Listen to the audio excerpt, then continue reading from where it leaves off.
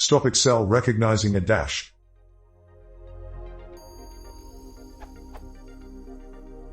How can I stop my text cells which start with a dash from turning into cells where Excel expects a formula?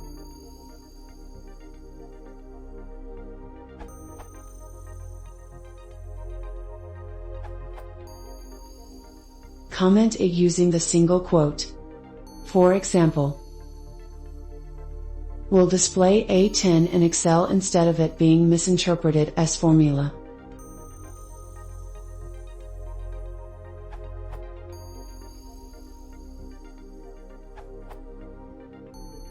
Use the Find and Replace tool in Excel. Find equals and replace with nothing, i.e. an empty space. Then click on Replace All.